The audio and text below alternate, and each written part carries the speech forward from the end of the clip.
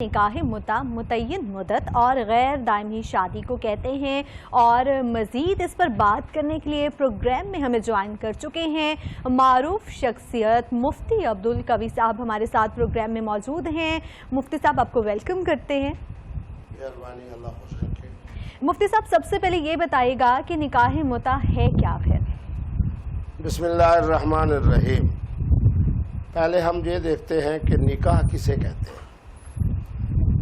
نکاح کے بارے میں تمام فقہا، اس میں اہل سنت ہوں، اہل تشیع ہوں، باقی جو اہل تحقیق ہیں وہ، کہ النکاح ینعقد بالایجاب والقبول، یعنی اس کا بڑا آسانی سے مفہوم یہ ہے کہ محترم اور محترمہ کی رضامندی کا نام نکاح ہے۔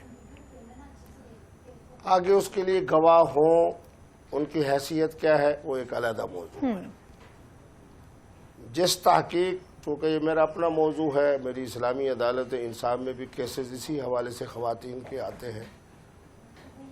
نکاح متع جو ہے اس کی جو حرمت ہے وہ تین وجہ سے میں سمجھتا ہوں ہے کہ نکاح متع حرام ہے۔ پہلے تو اس کے اندر وقت کا تعین ہے، جس طرح آپ نے کہا، بڑی عمدہ بات کی کہ نکاح متع ہوتا وہی ہے جس میں وقت کا تعین ہو۔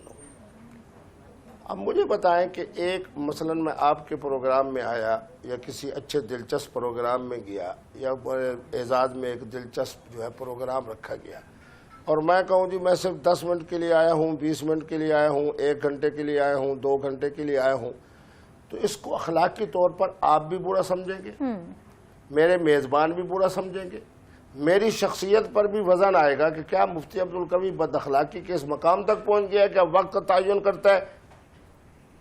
نکاح متع کی حرمت کی جو بنیادی وجہ ہے وہ یہی ہے کہ اس میں جو وقت کا تعین کیا گیا ہے، اور میں حیران ہوں کہ نکاح متع کا تعلق تھا غزوات سے۔ ہر آدمی جانتا ہے، اہل تشیع علماء بھی اس حقیقت کو مانتے ہیں۔ میرے نبی رحمت جب غزوات کے لیے تشریف لے جاتے تھے، یہ تو نہیں تھا کہ بدر میں اتنے دیر رہیں گے، احد میں اتنے دیر رہیں گے، خندق میں اتنے دیر رہیں گے، احزاب میں اتنے دیر رہیں گے، تبوک میں اتنے دیر رہیں گے۔ وقت کا تعین جو ہے، یہ جو اس کے بارے میں جو کہا گیا، پہلی وجہ میں سمجھتا ہوں کہ متع کے حرام ہونے کی وجہ یہی ہے کہ نکاح جیسی نعمت جسے اللہ رب العالمین قرآن کے اندر لِتَسْكُنُوا إِلَيْهَا، سکون کا ذریعہ بتا رہے ہیں نکاح کو، اس کے اندر ہم وقت کا تعین کر دیں، پہلی وجہ تو اس کی حرمت کی ہے۔ دوسری حرمت کی جو بنیادی وجہ ہے، آج تک الحمدللہ میں نے جب یہ بات کی مختلف چینلز پہ تو اہل تشیع علماء کی طرف سے بھی اس کا جواب نہیں آیا، وہ یہ ہے کہ کیا ہمارے ائمہ اور ہمارے جو اہل تشیع ہیں ان کے ائمہ معصومین، 12 ائمہ، اثنا عشری حضرات ان کو کہا جاتا ہے، تو 12 ائمہ معصومین میں سے کسی ایک امام نے زندگی میں صرف ایک مرتبہ اہل تشیع کی کسی ایک روایت میں ہو، میں مفتی عبدالقوی اعلان کرتا ہوں کہ جناب متع حلال ہے۔ 12 ائمہ میں سے کسی امام نے متع نہیں کیا۔ خلافت راشدہ میں متع نہیں ہے۔ ہاں، کانت المتعۃ فی عہد رسول اللہ و ابی بکر و سنتین من خلافت عمر، اور اس کے اندر جو تیسری حکیمانہ بات میں کر رہا ہوں کہ سیدنا فاروق اعظم کے زمانہ خلافت میں جب متع کو حرام قرار دیا گیا، سیدنا فاروق اعظم کے دائیں کندھے کے ساتھ حضرت سیدنا علی المرتضیٰ موجود تھے، اور سیدنا علی المرتضیٰ کے ساتھ سیدنا امام حسن مجتبیٰ موجود تھے۔ میں بحیثیت اہل سنت ہونے کے متع کو اس لیے حرام سمجھتا ہوں کہ اس مجلس مشاورت میں علی پاک بھی بیٹھے ہیں اور حسن پاک بھی بیٹھے ہیں، یعنی متع کی حرمت کی جو مجلس تھی اس کی تائید علی پاک سے بھی حاصل ہے اور حسن پاک سے بھی شامل ہے۔ بہرحال یہ ایک ایسا موضوع تھا جس کے اندر جناب میں آگے نہیں جانا چاہتا، کیونکہ میں الحمدللہ اہل تشیع علماء ہوں، اہل سنت ہوں، تو میری کوشش ہوتی ہے میں سب کے سامنے وہ بات رکھوں جو علمی بات ہو، تحقیقی بات ہو، کسی کے دل کو میں نہ دکھاؤں۔ جی مفتی صاحب، جس طرح آپ نے بات کی کہ دوسرے جو فرقات ہیں جس طرح سے آپ نے ذکر کیا تو اس میں اس چیز کو حلال قرار دیا گیا ہے. اس کی تھوڑی سی تاریخ بتا دیں کہ یہ کتنی مدت کے لیے، جب تاریخ میں اگر ہم اس کو دیکھیں تو اس کو حلال قرار دیا گیا تھا اور کب جا کر اس کو بعد میں حرام قرار دیا گیا؟ بڑا عمدہ سوال کیا. اس بارے میں بالکل چونکہ حقیقت کی بات کرتا ہوں اور مسالک سے بالاتر ہو کہ یہ ایک حقیقت ہے کہ ہم اہل سنت کی کتابوں میں انتہائی متضاد قسم کی روایات ہیں کہ متع جو تھا وہ غزوہ خیبر کے موقع پہ روک دیا گیا، حجۃ الوداع کے موقع کے اوپر نہا رسول اللہ. چلو اشارہ بھی دے دیتا ہوں تاکہ علماء سمجھیں کہ مفتی صاحب جو بات کر رہے ہیں وہ روایات کی روشنی میں کر رہے ہیں. نہا رسول اللہ عن متعۃ النساء یوم خیبر والے دن حضور نے روک دیا. عام اوتاس کا لفظ بھی آتا ہے، اسی طرح حجۃ الوداع کا. لیکن جو سب سے مستند روایت ہے وہ صحیح مسلم کی ہے کہ کانت المتعۃ فی عہد رسول اللہ، کہ متع حضور کے زمانے میں بھی تھا، و ابی بکر سیدنا صدیق اکبر کے زمانے خلافت میں بھی تھا، و سنتین من خلافت عمر، اور سیدنا فاروق اعظم کے ابتدائی خلافت کے جو 2 سال ہیں اس کے اندر بھی متع تھا. متع کا اس زمانے میں ہونا اس پر اہل سنت علماء کو کوئی اشکال نہیں. میں تو چونکہ جناب بات کرتا ہوں حقیقت کی بنیاد پر. یہ حقیقت ہے کہ حضور کے زمانے میں بھی تھا، سیدنا صدیق اکبر کے زمانے میں بھی تھا، سیدنا فاروق اعظم کے زمانے خلافت کے ابتدائی 2 سالوں میں بھی تھا. اب اس کے بعد سیدنا فاروق اعظم نے جس مجلس مشاورت میں حضرات صحابہ، بڑے بڑے حضرات اہل علم، بہت ساری ایسی اصطلاحات ہیں، آپ اہل یورپ سے پوچھیں کہ حضرت عمر کا دور کیسا تھا تو وہ بتائیں گے کہ ان کے زمانے کے جو اصطلاحات تھے عدلیہ کی بنیاد پہ، مقننہ کی بنیاد پہ، انتظامی امور سے. تو آپ کا زمانہ ایک بہترین زمانہ ہے عدل کے حوالے سے، انصاف کے حوالے سے، حکمرانی کے حوالے سے. اسی اصطلاحات کے اندر یہ بھی ہے کہ آپ نے اب تمام حضرات صحابہ کو، اور پھر میں جرأت سے کہہ رہا ہوں کہ اس مجلس مشاورت میں سیدنا علی پاک باب العلم بھی بیٹھے تھے، اور اسی کے اندر سیدنا امام حسن مجتبی وہ بھی موجود تھے. مشاورت ہوئی، اسلام پھیل رہا ہے، اور الحمدللہ اسلام جو ہے سیدنا فاروق اعظم کے زمانے کے اندر تو آپ یوں سمجھیں کہ افغانستان سے لے کے ماسکو تک یہ جو فارس تھا یہ سارا کا سارا فتح ہوا حضرت کے زمانے میں. تو حضرت نے یہ دیکھا کہ اسلام کی ایک جو سب سے بڑی عظمت ہے وہ ہے عصمت، شرافت، پاک دامنی. یہ وہ جوہر ہے جو اللہ رب العالمین نے خواتین کو عطا فرمایا. اور قرآن مجید بھی بار بار یہی کہہ رہا ہے کہ والذین ہم لفروجہم حافظون الا، اہل ایمان کی نشانی یہ ہے، خواتین ہوں یا مرد ہوں، کہ وہ اپنے معاملات کو بڑی حفاظت کے ساتھ لے کے چلتے ہیں. معاشرتی زندگی ہو، عائلی زندگی ہو، ان کے اندر ایک عفت، عصمت، شرافت نظر آتی ہے. تو حضرت نے اس میں مجلس مشاورت میں یہ بات رکھی، اور سیدنا علی کی اجازت سے، پھر میں کہہ رہا ہوں سیدنا علی کے مشورے سے یہ طے ہوا کہ اب متع کو جو ہے وہ کیا کر دیا جائے، ممنوع قرار دے دیا جائے، حرام قرار دیا جائے، متع کا دروازہ بند کر دیا جائے. اس کی بہترین دلیل یہ ہے کہ سیدنا علی کی اولاد سیدنا امام حسن عسکری تک کسی ایک شخصیت نے بھی اہل بیت میں سے اپنی زندگی کے اندر کسی ایک روایت کے مطابق بھی متع نہیں کیا. مفتی صاحب، جس طرح آپ نے بات کی کہ ایک اسپیسیفک جو ہے ہمارا فرقہ ہے وہ اس چیز کو وہ کرتا ہے کہ متع جو ہے وہ جائز ہے، یہ ان کے اکارڈنگ ہے، تو اس سے ہمارے معاشرے پہ کیا اثرات مرتب ہوں گے؟ ایک تو میرا خیال یہ ہے کہ ان کو فرقہ نہ کہیں بلکہ فقہ کہیں، کہ فقہ جعفریہ میں اور اثنا عشریہ میں متع اب تک حلال ہے. دیکھیں محترمہ، بات یہ ہے کہ دو ایک متضاد چیزیں ہیں. آپ کو پتہ ہے کہ مفتی عبدالقوی بھی نکاح کے بارے میں بڑی دلیرانہ رائے رکھتا ہے، اور اس کے ساتھ اس میں اب 2 پہلو ہیں. قرآن مجید نے خواتین کو تقسیم کیا ہے. دیکھیں میرا اسلام فطرت کا دین ہے، میرا قرآن بڑا واضح اور بڑا آفاقی دین ہے.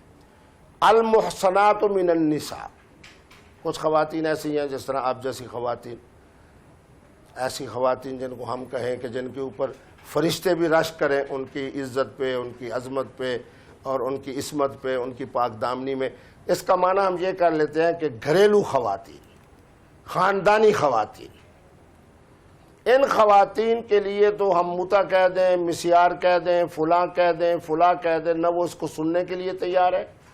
ان کے نزدیک نکاح وہی ہے جس کے اندر 3 چیزیں ہوں کہ محترم اور محترمہ کی رضامندی ہو، یعنی دولہا اور دلہن کی رضامندی، گواہ جتنے زیادہ ہوں، یہ شادی کا گواہ، یہ محترمہ کی طرف سے گواہ، یہ محترم کی طرف سے گواہ، یہ دولہا کی طرف سے گواہ، یہ شادی کا گواہ، اور تیسرا ہے اعلان عام کہ مفتی عبدالقوی صاحب کے نواسے کا فلاں دن جناب برات ہے اور 1000 1200 لوگ کٹے ہیں، فلاں دن ولیمہ ہے۔ یہ ہے وہ جو المحصنات من النساء، پاکستان کے اندر رہنے والی 99% خواتین محصنات میں ہیں، یعنی وہ خواتین ہیں جو ان 3 شرائط کے ساتھ نکاح کرتی ہیں اور پاکیزہ زندگی گزارتی ہیں۔ بالکل، اور دین اسلام نے تو نکاح کو عام کرنے کا حکم بھی دیا ہے، اور نکاح کو جتنا ہم لوگ عام کریں گے اتنا اس معاشرے میں جو ہے بگاڑ جو ہے وہ ختم ہوگا، کیونکہ نکاح بہت زیادہ پاکیزہ ایک رشتہ ہے اور اس کو ہمیں یقیناً ظاہری طور پر ہی کرنا چاہیے، چھپ کر نکاح نہیں کرنا چاہیے، اس کا اعلان جتنا جلد ہو اتنا بہتر رہتا ہے۔ مفتی صاحب، وہ حضرات، مرد حضرات جو 4 شادیاں کرتے ہیں، ٹھیک ہے، وہ تو ایک ہمارے اسلام میں جائز ہے کہ 4 شادیاں کرنی ہیں، لیکن جو اس سے زیادہ شادیاں کرتے ہیں ان پر دین اسلام کیا کہتا ہے؟ محترمہ، پھر میں آپ کی اصلاح کروں گا۔ پاکستان کے قانون کے مطابق مفتی عبدالقوی ہو یا شہباز شریف صاحب ہو، شادی ایک ہی ہے۔ وہ تو اسلام میں اب ہمارے پاکستانی قانون کے مطابق تو یقیناً ایک ہی ہے، لیکن دین اسلام اگر ہم شرعی اعتبار سے دیکھیں کہ اگر مرد جو ہے وہ عورت کے، اپنی بیویوں کے جو ہے حقوق پورے کرتا ہے تو اس کے بعد اس کو اجازت ہے کہ وہ 4 شادیاں کرے، لیکن ہمارے ہاں تو اس کو تھوڑا سا الگ طریقے سے دیکھا جا رہا ہوتا ہے۔ چلے، جو مرد 4 شادیاں کرتے ہیں ان کو کیا کنڈیشنز ہوتی ہیں، اسلام میں کیا کنڈیشنز ہیں جس کی بنا پر ایک مرد جو ہے وہ 4 شادیاں بھی کر سکتا ہے، 2 3 اٹس اپ ٹو ہم کہ وہ کتنی شادیاں کرنا چاہتا ہے، اگر وہ اپنی بیوی کے حقوق بھی پورے کر رہا ہے، اس کی فائنینشیل جو نیڈ ہے اس کو بھی پورا کر رہا ہے۔ محترمہ، بات یہ ہے کہ وہی میں جو آپ نے بات کی، بڑی عمدہ بات کی، شادی جو ہے وہ پاکستان کے قانون کے مطابق ایک ہے۔ البتہ میرا قرآن کہہ رہا ہے فن کے ہو، نکاح کرو، ما طاب لکم من النساء مثنی و ثلاث و رباع۔ میں نے چونکہ ہمیشہ خواتین کے حقوق کی بات کی ہے، میں تو یہ بات کہوں گا کہ ایک شریف آدمی اور ایک شریف عورت جب باہمی محبت و پیار سے عائلی زندگی گزارتے ہیں، اگر مفتی عبدالقوی سے آج کے زمانے میں فتویٰ پوچھا جائے اور کوئی محترم مجھے کہے جی مفتی صاحب آپ کا جو نکاح کے بارے میں ایک بڑا وسعت والا ایک جناب مفہوم ہے، تو کیا آپ مجھے اجازت دیتے ہیں، یا شریعت مجھے اجازت دیتی ہے، یا قانون مجھے اجازت دیتا ہے، یا قرآن مجھے اجازت دیتا ہے، تو میں اس کو کہوں گا کہ بیٹے یہ بتا، تمہارے اور تمہاری بیوی کے معاملات درست ہیں، تمہارے ساتھ حسن معاشرت کے ساتھ، ادب کے ساتھ، ایک جنتی عورت کی طرح تمہاری بیوی تمہارے ساتھ زندگی گزار رہی ہے؟ وہ کہتا ہے ہاں۔ پھر میں کہوں گا کہ خود قرآن کہہ رہا ہے کہ وَإِنْ خِفْتُمْ أَلَّا تَعْدِلُوا فَوَاحِدًا، صرف ایک شادی ہوگی، صرف ایک شادی ہوگی۔ اور اس سے اعلیٰ ترین دلیل جو پیش کر رہا ہوں بڑے ادب کے ساتھ، چونکہ مقام ادب ہوتا ہے جہاں حضرت بی بی سیدہ فاطمہ الزہرا کا ذکر خیر آ جائے، حضرات خلفائے راشدین کا۔ سیدنا علی المرتضیٰ نے نکاح کا ارادہ فرمایا، یہ وہ بات میں کہہ رہا ہوں جو تاریخ بھی، اہل سنت بھی اور اہل تشیع بھی، تمام علماء اس حقیقت کو سمجھتے ہیں۔ سیدنا علی المرتضیٰ نے نکاح کا ارادہ کیا، نبی رحمت گھر میں تشریف لے کے آئے، سیدہ فاطمہ الزہرا سے کہا کہ علی پاک کے لیے اور امت کے لیے یہ خوشخبری سنا دو کہ جس نے میری بیٹی سیدہ فاطمہ الزہرا سے محبت کی اس نے میں محمد سے محبت کی، اور جس نے میں محمد سے محبت کی فقد احب اللہ، اس نے یقیناً اللہ سے محبت کی۔ سیدنا علی سمجھ گئے کہ حضور کا فرمان مبارک یہ ہے کہ سیدہ فاطمہ الزہرا کو سوکن والا، میں بڑے ادب سے پھر کہوں گا کہ یہ لفظ کی نسبت بی بی صاحبہ کی طرف نہ کی جائے کہ فلاں جو ہے وہ حضرت سیدہ فاطمہ الزہرا کی سوکن ہے۔ اس لیے جب تک سیدہ فاطمہ الزہرا سلام اللہ علیہا زندہ رہی، سیدنا علی چونکہ سمجھ چکے تھے حضور کے فرمان کو، اس لیے آپ نے نکاح اور شادی نہیں کی۔ اس لیے میں کہہ رہا تھا کہ ذرا آپ کے لفظ کو درست کرتے ہوئے اپنے مفہوم کے حوالے سے آپ کی بات ٹھیک تھی کہ شادی صرف ایک ہوگی، اور اس کے بعد نکاح کے لیے چونکہ قرآن کہہ رہا ہے تو اس کے لیے دیکھا جائے گا کہ کیا اس کا ارادہ کسی ایسی محترمہ جو یتیم ہے، دیکھیں نا قرآن کے مفہوم کو دیکھیں، تمام یتامہ کا ذکر آ رہا ہے۔ میں ان علماء میں سے نہیں ہوں جو جرت کے ساتھ کہوں شادی ہونی چاہیے دوسری بھی، شادی ہونی چاہیے تیسری بھی، شادی ہونی چاہیے چوتھی بھی، کبھی نہیں ہونی چاہیے، نہ دوسری شادی ہونی چاہیے، نہ تیسری شادی ہونی چاہیے، نہ چوتھی شادی ہونی چاہیے۔ یہی قرآن ہے، یہی شریعت ہے، یہی دین ہے۔ ہاں پھر نکاح کے لیے اگر کوئی ایسی معصومہ موجود ہے، ایسی محترمہ موجود ہے جو بیچاری یتیم ہے، اس کا کوئی وارث نہیں، اس کے اوپر بطور سرپرست کے آپ اگر دوسرا نکاح کریں، شادی نہیں کرنی، تیسرا نکاح کریں، چوتھا نکاح کریں تو آپ کے لیے جائز ہے۔ مفتی صاحب آپ نے کہا تھا کہ لڑکا لڑکی اگر راضی ہیں تو یہ نکاح ہے، اس کی تھوڑی سی وضاحت کرتے ہیں۔ ہاں شاباش۔ صورتحال یہ ہے کہ نکاح کا میں نے پہلے بھی بولا، اب پھر پڑھ دیتا ہوں، النکاح ینعقد بالایجاب والقبول۔ جرأت کے ساتھ دو جملے کہہ رہا ہوں، خواتین جو مجھ سے محبت رکھتی ہیں ان کو پتہ ہے کہ یہ بات مفتی عبدالقوی ہی جرأت سے کرتا ہے۔ ہر محترم، ہر محترمہ، ہر دولہا، ہر دلہن جو تعلیم یافتہ ہو، عاقلہ ہو، ایک خاص مدت میں ہو، اپنے نکاح کی بابت مکمل مکمل مکمل با اختیار ہے۔ اگر خدا نخواستہ ٹکراؤ کی کیفیت پیدا ہو جائے کہ ایک طرف بابا جی ہیں، ایک طرف نانا جی ہیں، ایک طرف دادا جی ہیں، ایک طرف والدہ صاحبہ ہیں، اور دوسری طرف یہ ہماری معصومہ دلہن صاحبہ ہے، حدیث مبارک پڑھ دیتا ہوں، لیس الی الآباء من الامر النکاح شیء، یہ میرے نبی رحمت کا فرمان ہے، کتب احادیث میں موجود ہے۔ فرمایا کہ جب آبا کا یعنی والدین کا ٹکراؤ پیدا ہو جائے نکاح کے مسئلے میں، فرمایا والدین کے لیے کچھ اختیار نہیں ہے، جو کچھ اختیار ہے وہ محترمہ کے پاس ہے۔ ٹھیک ہے، اگر والدین مفتی صاحب راضی نہیں ہوتے ہیں تو لڑکی کو یہ اجازت ہے کہ وہ مطلب اپنے والدین کی رضامندی کے بغیر نکاح کر سکتی ہے، آپ یہ کہہ رہے ہیں؟ نہیں، دیکھیں اس کی دو صورتیں ہیں۔ ایک یہ ہے کہ محترمہ بھی اور محترمہ کا ولی بھی۔ اب پچھلے دنوں میرے نواسے کی شادی تھی، میں نے پوچھا اپنی اہلیہ سے کہ جو ہم دلہن لے کے آ رہے ہیں اس کی سہیلیوں میں کون کون ہے؟ انہوں نے بتایا فلاں ہے، فلاں ہے، فلاں کزن ہے۔ میں نے کہا کہ ان سہیلیوں کے ساتھ خواتین کی ذرا بے تکلفی ہوتی ہے، ان سے پوچھو کہ مفتی عبدالقوی صاحب جو رشتہ لے کے آ رہے ہیں، میری بیٹی، میری نواسی، تو کیا اس رشتے کو قبول کرتی ہے؟ یہ نکاح سے پہلے کی بات کر رہا ہوں۔ اگر آپ اس طرح کی آزادی کا لفظ اچھے معنی میں لیا جائے، چلو اس طرح کی جرأت، اس طرح کا احترام، چلو اس سے بھی زیادہ پاکیزہ لفظ خواتین کو دیں، تو کیا آج ہماری عدالتوں کے اندر یہ بیچاری لوگ تو کہتے ہیں گھر سے بھاگی ہوئی، میں تو بچیوں کے حق میں ہوں، یعنی جو گھر سے تشریف لے کر جاتی ہے، اس طرح کے کیسز نہ ہوتے، کیسز یہی ہوتے کہ والد بھی راضی ہوتا، دادا بھی راضی ہوتا، نانا بھی راضی ہوتا، کس پر؟ جو محترمہ کا فیصلہ ہے۔ اگر ولی نے فیصلہ کیا ہے کہ جی جہاں اس بچی کا نکاح ہوگا، بچی سے پوچھا گیا، بچی جناب مطمئن ہو گئی، پھر اس کے بعد اب وہ کہتی ہے جیسے بابا جی کہیں، جیسے ہمارے ہاں ماشاءاللہ یہ جو ہمارا معاشرہ ہے جس کو کہنا چاہیے مشرقی روایات، اور جس طرح پھر بر صغیر کے اندر بچیوں کا ماشاءاللہ ایک خاص قسم کا شرم اور ان کے اندر عصمت اور ان کی پاک دامنی، وہ کہتی ہے جیسے ابا جی کہیں حاضر، جیسے دادا جی کہیں حاضر، جیسے نانا جی کہیں حاضر۔ اس کا معنی یہ ہے کہ ولی کی بات بھی اور محترمہ کی بات ایک ہے۔ اب سمجھے اس مسئلے کو، ایک طرف ولی کھڑا ہے یعنی بابا جی کی رائے، ایک طرف محترمہ ہے۔ اب محترمہ عاقلہ بھی ہے، چلو لفظ لے دیتا ہوں کہ بالغہ بھی ہے، تعلیم یافتہ بھی ہے۔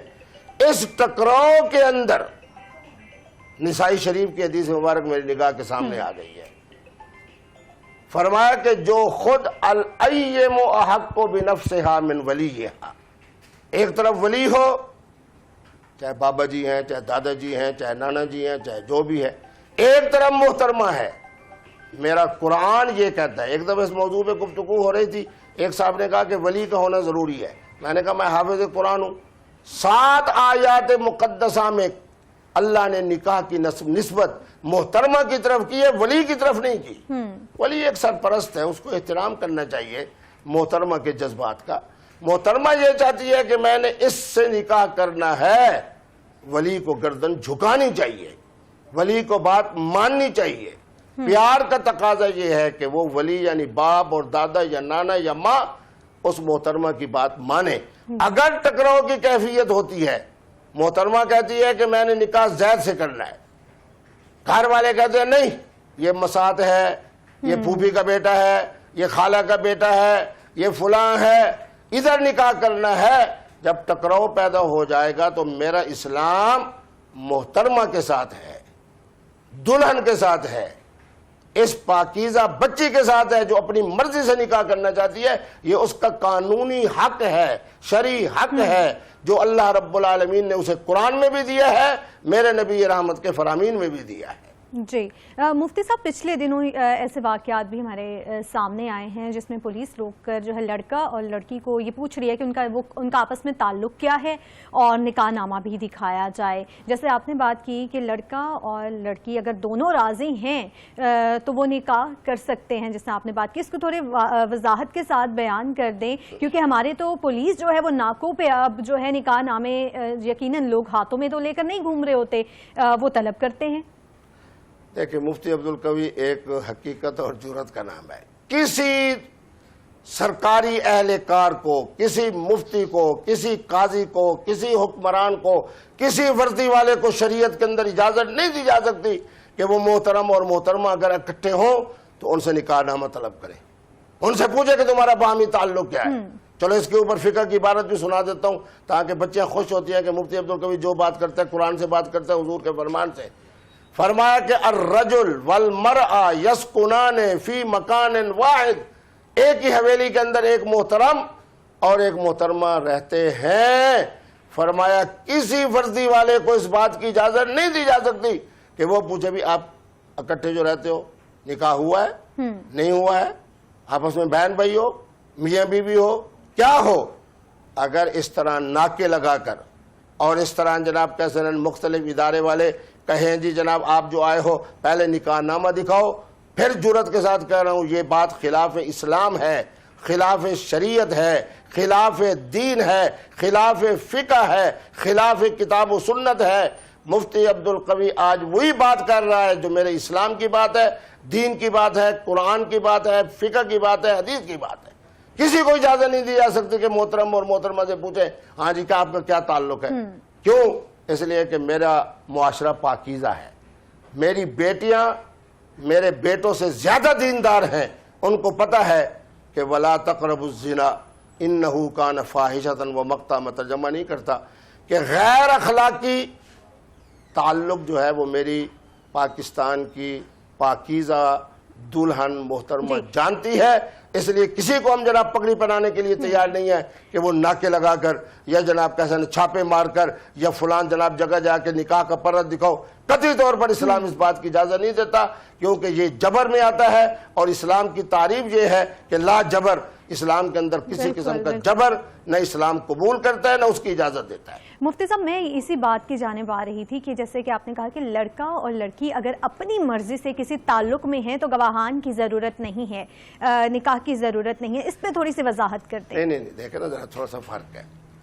گواہوں کی بھی ضرورت ہے کیونکہ نکاح ہوتا اس وقت ہے جس طرح کہ میں باوضو ہوں گا تو نماز پڑھوں گا, ٹھیک ہے. تو اسی طرح محترم اور محترمہ کی رضامندی کا نام نکاح ہے. البتہ اس کی شرط رضامندی کا نام نکاح ہے, اسی کا نام نکاح ہے. نکاح ہو گیا, لیکن جس طرح نماز بغیر وضو کے نہیں ہوتی, وضو شرط ہے, اسی طرح حضور الشاہدین, دو گواہوں کا حاضر ہونا. پھر میرا اسلام چونکہ فطرت کا دین ہے, لازم نہیں ہے کہ گواہ وہی موجود ہو جہاں محترم اور محترمہ ہو, یہ بھی ضروری نہیں ہے. بڑی جرات کے ساتھ بات کر رہا ہوں. میں یہ پوچھنا چاہوں گی کہ گواہان کے بغیر اگر لڑکا اور لڑکی کوئی ریلیشن تعلق رکھنا چاہتے ہیں تو کیا وہ جائز ہے یا ناجائز ہے؟ ہمارے اہل تشیع علماء کے ہاں تو چونکہ اس کا نام متع ہے اور متع جو ہے وہ بغیر گواہوں کے ہوتا ہے, تو اس لیے میں ذرا اس بارے میں اور میرا قرآن جو کہہ رہا ہے، میں اہل سنت علماء کو کہہ رہا ہوں کہ مفتی عبدالقوی کے فتوے کی تائید اللہ کے چونکہ قرآن سے ہے، اس لیے ہماری اہل سنت سر جو میں بچے آپ ہیں، کا موقف جاننا چاہ رہی ہوں، آپ اس پر کیا کہتے ہاں ہیں؟ میں یہی کہہ رہا ہوں، دیکھیں 3 صورتیں ہیں۔ پہلے نمبر کے وہ جس کو میں شادی کہہ رہا ہوں، اس کے اندر تو 3 چیزیں میں نے بتا دی: محترم محترمہ کی رضامندی، زیادہ سے زیادہ گواہ اور اعلان عام۔ دوسری صورت ہے نکاح کی، پاکستان کے قانون کے احترام کے ساتھ محترم اور محترمہ کی رضامندی اور 2 گواہ، ان کو یہ پتہ چل جائے۔ یہ بھی ضروری نہیں ہے کہ گواہوں کو پتہ ہو کہ کس محترم کا اور کس محترمہ کا نکاح ہو رہا ہے۔